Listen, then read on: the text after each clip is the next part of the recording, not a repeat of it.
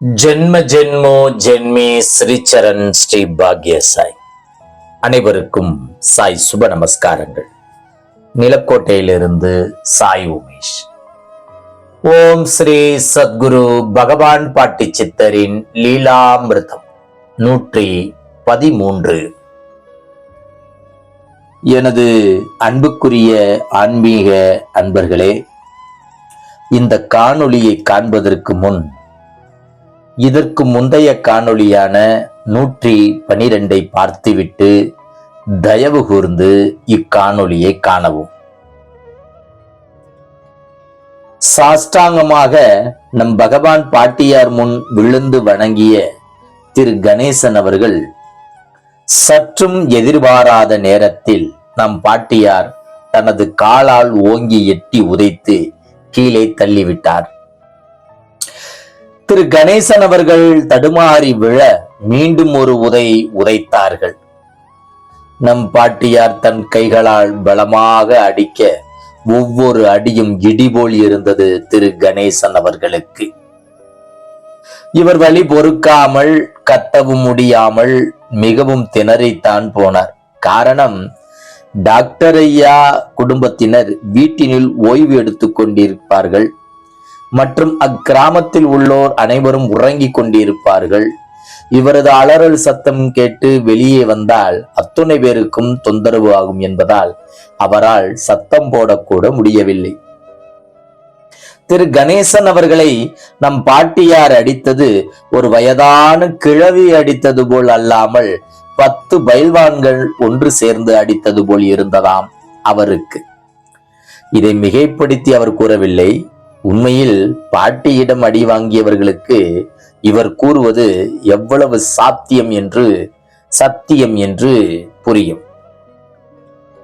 திரு கணேசன் அவர்கள் தன் மனைவியை எவ்வாறெல்லாம் தாக்கினாரோ அதே போல் அந்த நிகழ்வை ஞாபகப்படுத்துவது போல் பாட்டியார் திரு கணேசன் அவர்களை தாக்கினார்கள்.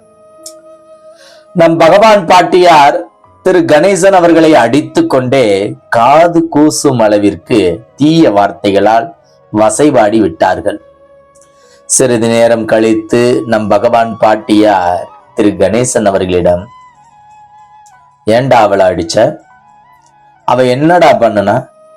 கருப்பா இருந்த உனக்கு பிடிக்காதோ? உனக்கு சிவப்பு தோல் பொம்பளை கேக்குதாடா? என்னுடைய டேஷ் கூட சிவப்பு தாண்டா, வாடா என்கிட்ட என ஆவேசமாக கூறி தான் அணிந்திருந்த அரைகுறை ஆடைகளை அகற்றி தன்னுடைய பெண் உறுப்பை காட்டி, உனக்குத்தான் சிவப்பு டேஸ் கேக்குதுல, வா என்கிட்ட என கர்ஜித்தார். திரு கணேசன் அவர்கள் தான் செய்த செயலால் குற்ற உணர்வு ஏற்பட்டு வெட்கி தலைகுனிந்தார். மேலும் கருப்பு என்ன சிவப்பு என்ன எல்லாம் ஒண்ணுதாண்டா என பாட்டி கூற திரு கணேசன் அவர்கள் கூனி குறுகி பாட்டியின் அருகாமையில் திருந்திய மனதோடு அமர்ந்தார். பாட்டியாரும் அமைதியாகி அவரை வாஞ்சையோடு தனது அருகாமையில் வர வைத்து, உன் கண்களை மூடுடா என கூற இவரும் கண்களை மூடி தியானிக்க அமர்ந்தார். நம் பகவான் பாட்டியார், இனி உன் மனைவியை தவிர மற்ற பெண்களை தாயாகவும் சகோதரியாகவும் நினை என கூறி திரு கணேசன் அவர்களின் புருவ மத்தியில் தன் விரல்களை வைத்து அழுத்தினார். பாட்டியின் விரல்களில் மின்சாரம் பாய்ந்தது போல் ஒரு உணர்வு இவருக்கு ஏற்பட்டது. ஏதோ மந்திரத்தை பாட்டி முணுமுணுக்க இவருக்கு புரியவில்லை. ஆனால் ஒருவித புத்துணர்ச்சி மிக்க புது மனிதனாய் புது உணர்வுடன் தெளிந்தார். எண்ணங்களற்ற நிலையில் ஏகாந்தமான மனநிலையில் இருந்த திரு கணேசன் அவர்களை பாட்டியார் சிறிது நேரம் அப்படியே தியானித்துக் கொண்டு இரு என கட்டளையிட இவரும் அவ்வாறே இருந்து பேரின்பத்தை உணர்ந்தார். சிறிது நேரம் சென்றவுடன் போடா போடா என பாட்டியார் கூற இவரும் பாட்டியிடம் மீண்டும் மன்னிப்பு கேட்டு ஆசி பெற்று வீடு திரும்பி தனது மனைவியிடம் நடந்ததையெல்லாம் கூறி மன்னிப்பு கேட்டார்.